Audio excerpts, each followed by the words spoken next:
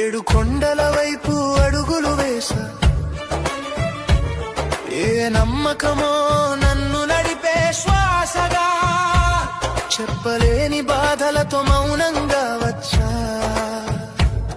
నీ ముందే నిలబడి నిన్నే అడిగా.